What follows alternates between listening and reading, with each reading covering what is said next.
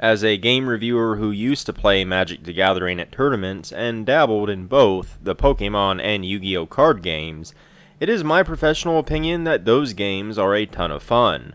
It is also my professional opinion that you should run as far away from them as possible. The TCG and CCG game models are, to be frank, hot garbage. Many cards in them are designed to suck simply to inflate the value of others through an expensive gambling booster pack business model and terribly inflated secondary market. Tournament play at your local game store boils down to who has the most expendable income to buy all the cards they need to mimic some deck a pro player uses that will rotate out of standard play in 3 months anyway. Millennium Blades seeks to emulate the collectible card game experience by throwing down large stacks of cash for boosters of random cards, making a deck out of them, and then taking part in tournaments. The thing is, those concepts work quite well when it's fake money you're throwing down for a fake CCG. You get all the fun and none of the price-gouging predatory horse crap. Millennium Blades is a game within a game. You aren't just playing a card game, you're playing as a tournament card game player playing a card game. If you've ever seen the Yu-Gi-Oh anime series, it's pretty close to that in both the theme and feel of stepping into the shoes of those characters.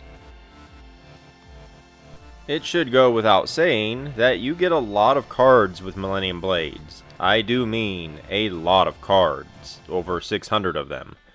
I sleeve most of my games, but I tend to unsleeve them when I take photos and footage for my reviews because of how sleeves tend to glare in my lighting. When it comes to Millennium Blades, the sleeves stayed on. I'd rather cram every single card up my nose, one by one, than ever consider unsleeving and resleeving it again. It's that many cards. The cards look fantastic, however, with great artwork, not just on the front of the cards, but on the back as well. The back of every card resembles the booster pack of various card sets, and it really helps sell the theme. The art style is consistent all the way across the game, and I particularly enjoy the little references and parodies. Various sets are plays on real-world media, such as The Legend of Zelda, James Bond, and One Piece. The visual design and iconography of the cards are clean, easy to understand, and once again really push that trading card theme. You get a set of player boards that have helpful card placement spots and icon references, and some boards to manage the store and aftermarket. You get a handful of nifty tokens and stacks upon stacks of paper cash. The setup for Millennium Blades is actually pretty quick, resetting the game less so, as you have to separate out the various card sets that you mix together. I do want to note that the very first time you sit down to play, setting the game up is going to be a long, tedious endeavor thanks to the paper money. You have to gather up and bind the money together in stacks of 10. This gives the money a really satisfying heft that's fun to throw around when buying cards, but the process takes forever. It's a mandatory step too, it's not just for the thematic feel, but because you're really going to need that heft for the money to be manageable. You wouldn't want to try to peel apart and throw around flimsy singles in the heat of the game. Millennium Blades captures the spirit of a collectible card game exceptionally well. Not only that, it makes you feel like you're in a card-related anime series. You throw down huge stacks of money for random cards to build a deck, obtain deck boxes and accessories, and form card collections for extra points from cards that you're not putting in your deck. As players sell unwanted cards, you can buy them in the aftermarket, and you can even trade with your fellow players. On the more fictional side, you duel in various arenas, such as a volcano, that has various effects on the game. You can fuse together cards to obtain powerful promos, and before a tournament, metas emerge, giving extra value to certain element types that can influence your deck building. The game takes place over 3 rounds, all of which include a deck building phase followed by a tournament. Millennium Blades also follows a neat tournament scoring system if you're playing with 3 or more players. It's all wonderfully thematic, and it really does feel like a game within a game. Sure, there are gaps in the logic. Each pack, for example, is really just one card, but honestly, even that's kind of accurate. In most TCGs, you open boosters for the rares, and the rest get tossed aside. Millennium Blades manages to capture the more enjoyable sides of a collectible card game while cutting off the dead weight. I find that type of game within a game mimicry to be very impressive. At the start of each game, every player gets a character and starter deck. The starter decks differ from one another, and each character has very different and meaningful powers, but they play a small part in the game's variable nature compared to the real stars of the show, the card sets. Cards are divided into various tiers. You have your core set that goes into every game, but you also have expansion, premium, and master sets, as well as promos. At the start of each game, you mix a number of these sets together with the core set. 5 expansion sets, 4 premium sets, and 3 master sets. You also choose a few promo sets for fusion and prizes. Each of these individual sets tends to be very different from one another, not just in its thematic artwork, but game mechanisms too. For example, the Fists of Steel set is all about clashing with other players, while the Super Plumber Bros set scores extra points by thwomping cards with a lower star rating. You can mix and match the various sets every game, and it results in no two sessions of Millennium Blades being anywhere remotely the same. Cards are bought blindly in the store. The back of the cards indicate various elements and types contained in a set, but you never really know what you're buying ahead of time. That blindness, combined with the variable setup, means new strategies and plans emerge every single time you play. Millennium Blades is less about developing an alpha strategy that you can use every game, and is more about adapting on the fly based on the cards you obtain and what the other players are doing. Millennium Blades is a game where you never know what's going to happen when you first sit down, but the randomness isn't simple chaos. It's a masterful tool to be used to tune your engine and focus your tableau. Before each of the 3 tournaments is a deck building phase where you spend money on cards, form your deck, and try to acquire a collection for extra victory points.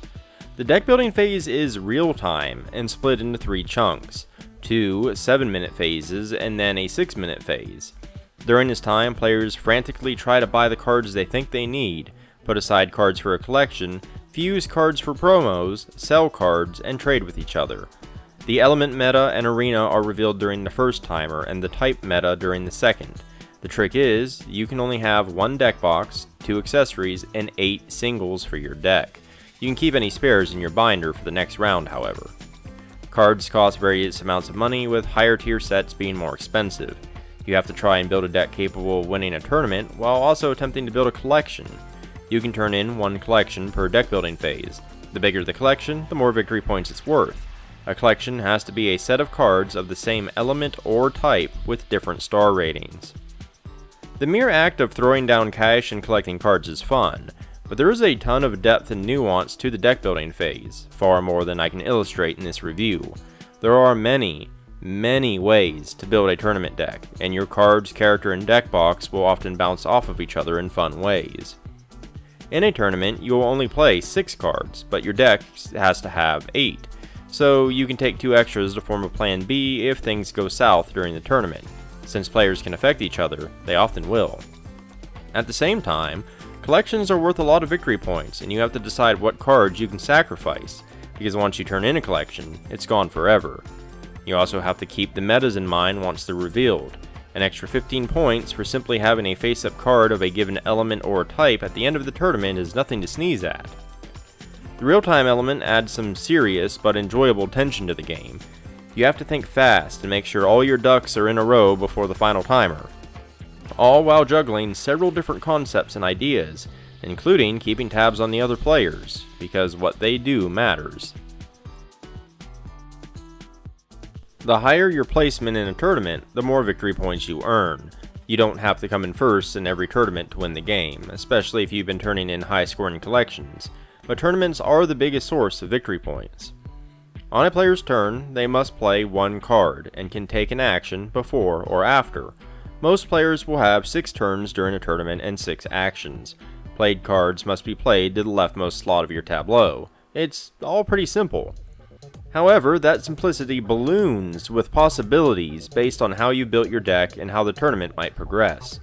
Mistakes are inevitable, but costly, and the rulebook even specifies that it's exceptionally important that you do not allow players to undo a mistake. Mistakes are part of the game. Cards can do a variety of things, but it's important to note that a card's star rating, effects, types, and elements only count while they're face up.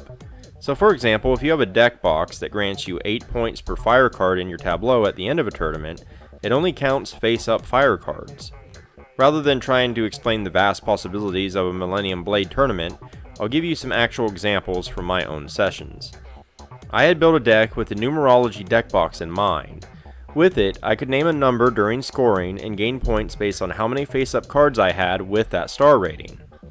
I also had 2 different sleeve protector accessories that I could use to prevent an opponent from flipping my cards.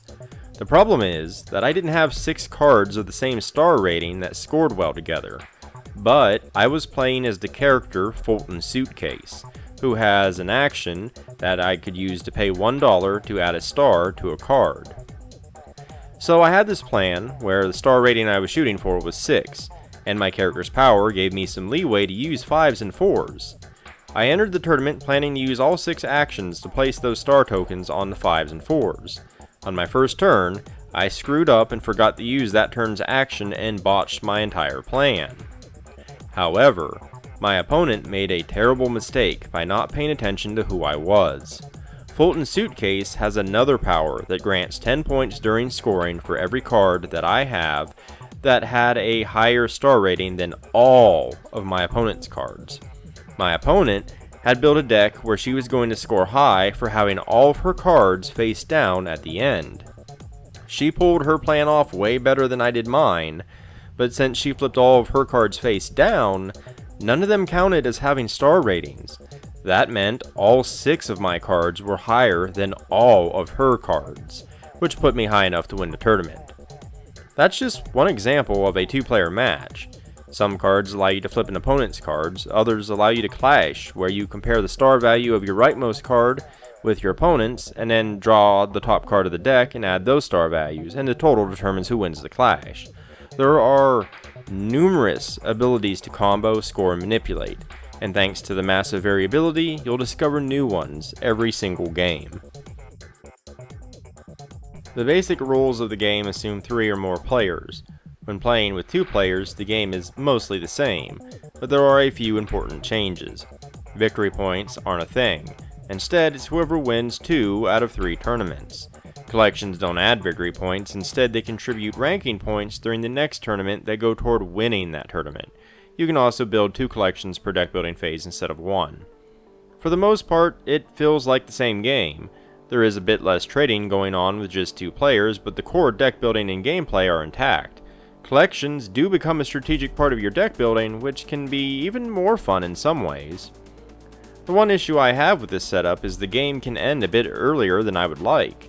I really enjoy playing all 3 rounds, and if one player gets 2 wins in a row, the game is cut short, and that can be a real bummer. Millennium Blades makes these changes to a 2-player game because the victory point scoring system doesn't math out very well with just 2 players, and the 2 out of 3 system is a solid fix. I just hate getting into the momentum of the building and draft without seeing that 3rd round of frantic buying and building. That said, I still enjoy playing the game with 2 players just as much as I do with more. Some games feel fundamentally different at separate player counts, and that's simply not the case with Millennium Blades. It just gets cut short if one player is playing worse than the other, and that player is, much to my shame, usually me. At higher player counts, the scoring system can lead to a player having 0 chance of victory after the 2nd round. Now, this is not at all a problem that's exclusive to Millennium Blades, but it's very visible and apparent here.